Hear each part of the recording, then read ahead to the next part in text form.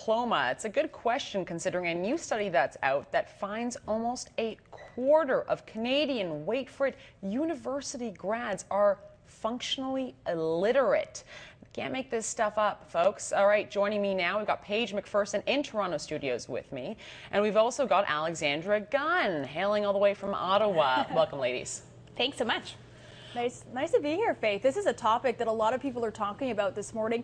It's a major number. The headline, of course, is that 27% of Canadians who have university degrees, who have not only gone through high school, but they've gone on to further education. And we're seeing that when it comes to literacy, Canadians are doing exceptionally poor. And the reasoning behind all of this, I think, is that when we take a look at technology, how Canadians rely on technology, where we were a generation ago, we really saw that computers were seen as complementary or alternative tools to perform certain tasks when it came to the various schooling levels. But now we're seeing them as a necessity, and the numbers that you're looking at on your screen right now are showing just how they have impacted Canadians and the way we learn, and it does impact us on a global scale because we're really starting to slip in the figures as well. Well, you're 100% right, Alex, insofar as, this is a laptop generation. I was one of the few kids who actually took handwritten notes in university classes, and I constantly say when I'm in the company of older folks, it is astonishing how much they retain. They can,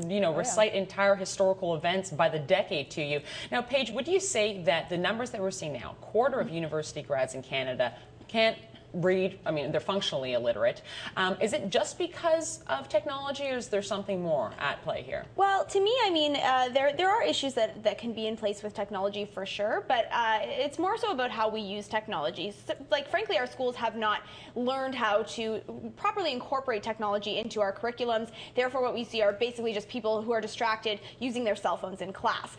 Whereas I think that this speaks to actually a larger problem in our education system in general, not only at the university level, where we seem to be pumping out university graduates, particularly those with a Bachelor's of Arts degree, which I have one of, but a lot of them, we're seeing they're useless. And of course, these degrees being, on average, 2/3 subsidized by the taxpayer, they don't have a lot of value for them, and that's an unfortunate thing. But we also saw in the numbers beyond university graduates and the declining value of those degrees that almost 50% of Canadians in general actually scored lower than a level 3. Level 3 meaning that you're able to cope with life. That's how literate you are. So I think this actually speaks to a larger problem in all of our education system across the board. We see declining figures when it comes to our performance in math in our elementary schools and our high schools.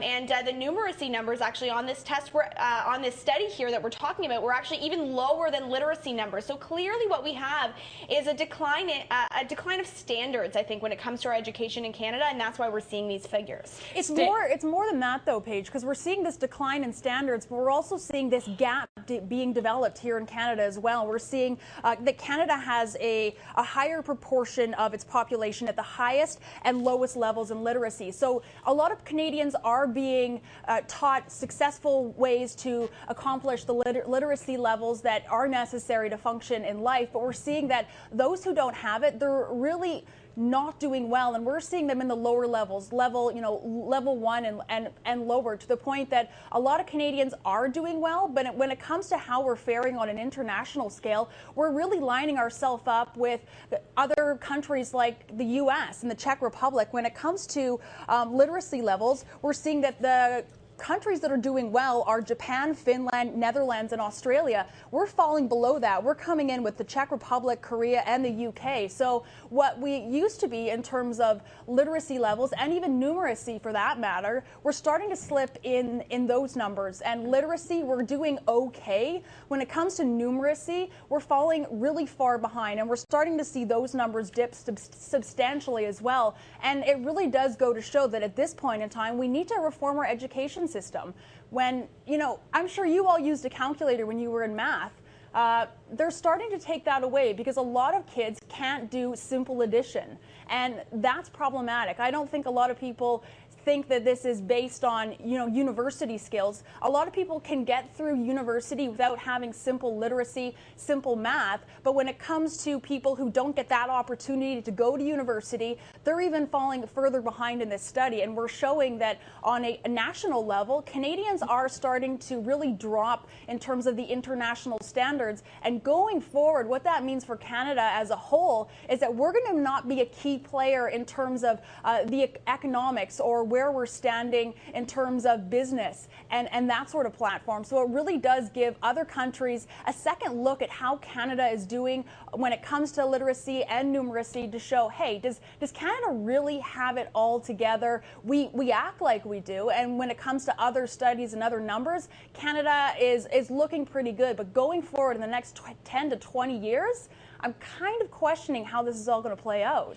Yeah, there's so many differentiations when it comes to our education systems in Canada, because obviously we have education being a provincial responsibility. It isn't federal. So we have, some provinces that have really modernized and reformed their education systems. Alberta, Quebec, we are seeing a lot more diversity, a lot more trying to individually tailor to students' needs in those kinds of programs in those provinces. But in other provinces, we don't see that. And in a lot of provinces, what we have simply is a two-tier education system where some students are going to public schools. We're seeing them fall through the cracks, while others, basically who have money, are able to attend private schools that are going to ensure that they don't fall through those cracks. So I mean, there are a lot of issues. There's a lot we could do to modernize that, open up those opportunities for all kids across the board. I myself am a very strong advocate of school choice, just so that we can have that kind of funding be reallocated into better education, more tailored education for all of our students. But yeah, I mean, you're absolutely right, Alex, in saying that it affects our competitiveness on a global scale.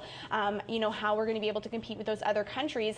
We really need to look at how we're setting those foundations, I think, for our students when it comes to even as low as elementary school, even though we're seeing these results obviously in adults. That's where it begins. But even when it comes to standards and Faith, I don't know, not everyone can afford to go to private school. So when it comes to what Canadians can actually afford, most people are sending their kids to public school. Yes, the standards are always going to be higher when it comes to private schooling, but the standards are slipping in public schooling, and that's why we're seeing these numbers today. That's why we're seeing that these figures are so low. So maybe it's more of a bigger issue than just reforming the education system. Maybe we need to elevate the standards, because the headline today is, sure, it's 27% of Canadians don't necessarily have literacy, but our, in terms of numbers and math skills, are actually much worse on the overall scale. So a lot of people are talking about literacy, but when it comes to numbers, we're falling in line internationally with the United States. Everyone always, shakes their head at the education system there, but we're now in line with them when it comes to numeracy. And I think that there's something to be said not only of educational reform, but also in parenting skills. Make sure your kids can actually read. Sit with them while they do their homework. Now, I want to end this segment on a little bit of a happier note. You talk about two-tiered system. Well, how about a two-tiered system between men and women? Yet another study coming out showing that girls are beating their boy counterparts in everything, including maths and sciences. Hard stereotype to break, but apparently it's been broken. Is there something to be said that, yes, we have to look at this huge cohort of society who apparently can't read, but should we be paying special attention to the boys? Paige, throw it over to you. That's interesting. Like I was saying before, there are sorts of different learning styles that really do need to be better tailored to individual students. We know that there are differences between the male brain, the female brain. We know that these kinds of differences exist. So to be able to individually reach out to those students, I think that that's really important. I really need to stress that our education system that we currently have in most of our provinces allows people, male or female, to fall through the cracks. And that's, I think, why we're seeing these kinds of issues. If we had a system that, let's say if somebody's a more visual learner, could tailor individually to them alongside somebody who, is a more audio learner, then that's something that, we should probably try to strive for in both genders. Alex, what do you say? Do we have to be paying better attention? Once upon a time, there was, the glass ceiling for females, but now it seems that every single university pamphlet I pick up, there's a girl on the cover. Whatever happened to the boys? Yeah, and I think there's been a greater focus on women in the education system as of late. Maybe we need to bring it back and focus on men, because we are seeing more and more women that are successfully going on to university, whereas in terms of the male department, that's not necessarily happening. By all means, am I not suggesting that we should, take it back to where it once was, where men were always receiving more attention when it came to math and sciences because they excelled in those areas. I'm simply saying that we need to find an equal balance. Can the education system manage that? Paige was talking about finding a way to do both, but can our current education system actually do that? Is there a way to reform the system? I don't think so. All right, ladies, we're going to have to leave it there. Thank you to Smart Cookies over here. Definitely went to all of their grammar, math, and science classes. You know it.